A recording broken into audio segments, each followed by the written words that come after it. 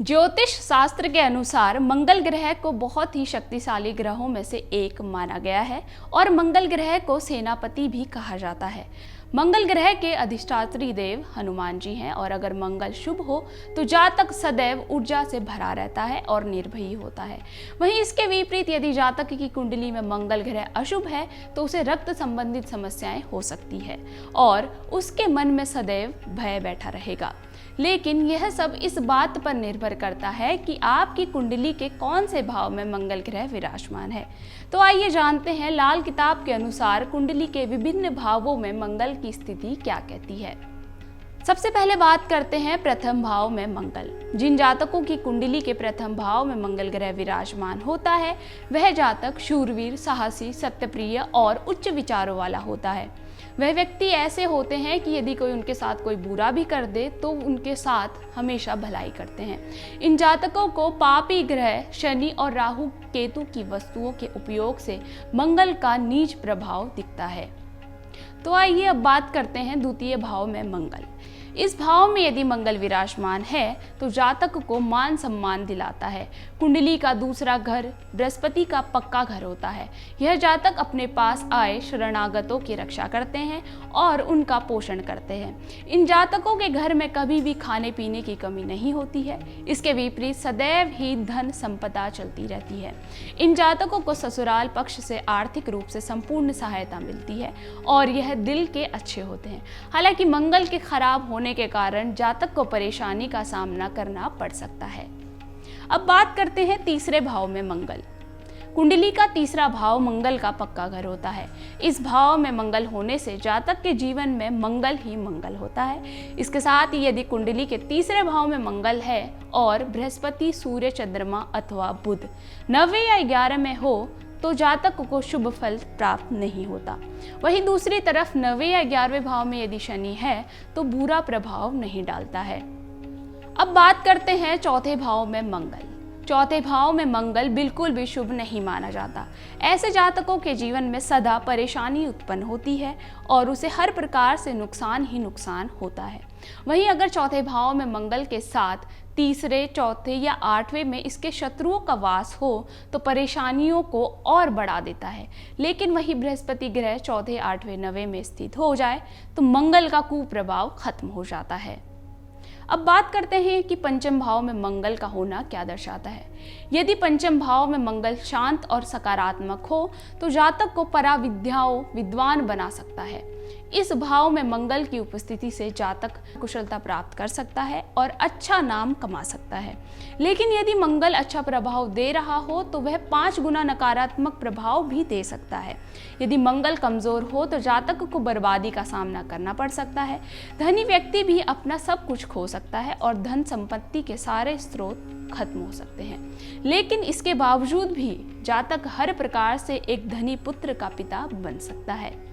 तो चलिए अब जानते हैं कि छठे भाव में मंगल होना क्या होता है। छठे भाव में मंगल पर शनि का विशेष रूप से नकारात्मक प्रभाव पड़ता है। इस भाव में केतु, शुक्र का प्रभाव कमजोर होता है और भाई बहनों को नुकसान पहुंचा सकता है। यदि मंगल मजबूत हो तो सब कुछ ठीक होता है, लेकिन कमजोर होने पर बहुत बुरा प्रभाव डालता है। इसकी वजह से पुत्र की कमी भी हो सकती है। अब बात करते हैं 7वें भाव में मंगल की। 7वें भाव में मंगल जातक को प्रभावशाली बनाता है और उसे काफी तरक्की दिलाता है। लेकिन वहीं यदि बुध मंगल के साथ हो तो बुआ बहन को अच्छा फल नहीं मिलता। बुध की वजह से मंगल का प्रभाव कमजोर हो जाता है। इन जातकों के लिए स्त्री, रिश्तेदारों, बहन, बुआ के साथ रहना अच्छा नहीं होता। इसके साथ ही इन जातकों को बकरी भी नहीं पालनी चाहिए। अब बात करते हैं अष्टम भाव में मंगल। अष्टम भाव मंगल का अपना घर होता है, लेकिन यह जातक के लिए मौत का खतरा भी बन सकता है। यह जातक भाई बहनों के साथ लड़ाई झगड़ा का माहौल बना सकता है। इसके लिए इन जातकों को गले में चांदी की जंजीर पहननी चाहिए और साथ ही हाथी के दांत धारण करने चाहिए। तो आइए अब बात करते हैं नवम भाव में मंगल। जिन जातकों की कुंडली के नवम भाव में मंगल है उनका जीवन हर प्रकार से हरा भरा और मंगलमय होता है। जातक 13-14 वर्ष की आयु में ही पिता को लाभ पहुंचा सकता है। यदि 5वें भाव में मंदे ग्रह हों तो विपरीत फल भी हो सकता है, वरना 28वें वर्ष की उम्र में अच्छी प्रसिद्धि हासिल करने में सफल हो सकता है। सूर्य ग्रह का इन जातकों को उच्च फल देता है और जातक के धन कमाने के कई अवसर प्राप्त होते हैं। अब बात करते हैं 10वें भाव में मंगल की। यदि किसी जातक की कुंडली के 10वें भाव में मंगल ग्रह विराजमान है तो वह जातक सर्वोत्तम फल प्राप्त करता है। 28 से 64 वर्ष की आयु तक धन आता रहता है और उत्साह बना रहता है। शनि की कृपा इन जातकों पर पड़ जाए तो वह व्यक्ति आर्थिक संपत्ति वाला बन जाता है और यहाँ मंगल विशेष फलदायी होता है। यह जातक राजा के समान हो जाते हैं कि जब तक कि किसी की दृष्टि इस पर ना पड़े। वहीं यदि किसी कारणवश इसमें शुक्र निर्बल हो जाए तो 45 वर्ष की आयु तक संतान पर भारी रहता है। यदि कुंडली के दूसरे भाव में राहु, केतु, शनि और शुक्र हो तो बुरा असर भी पड़ सकता है। तो आइए बात करते हैं कि एकादश भाव में मंगल क्या दर्शाता है।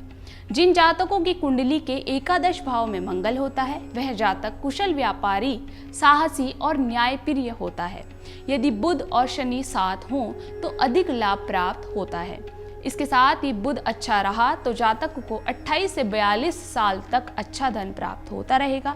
लेकिन वहीं मंगल के कारण जातक अक्सर बीमार रहने लगता है और उसके बच्चे झगड़ालू किस्म के होते हैं। अब बात करते हैं कि 12वें भाव में मंगल कैसा होता है। यदि किसी जातक की कुंडली के 12वें भाव में मंगल है तो जातक को काफ़ी कष्ट हो सकता है। इन जातकों की आवाज़ काफ़ी बुलंद होती है क्योंकि यह राहु का पक्का घर है, इसलिए यह कष्टकारी भी हो सकता है। लेकिन वहीं दूसरी तरफ यदि संयोगवश ये बृहस्पति दूसरे भाव में हो तो बहुत अच्छा होता है। इन जातकों से शत्रु हमेशा डरे रहते हैं और कोई भी इनका कुछ नहीं बिगाड़ सकता है। तो ये थे कि 12 भाव में मंगल का प्रभाव क्या दर्शाता है। यदि वीडियो पसंद आए तो लाइक करें। मिलते हैं जल्द ही अगले वीडियो में, तब तक के लिए बने रहिए हमारे साथ। धन्यवाद।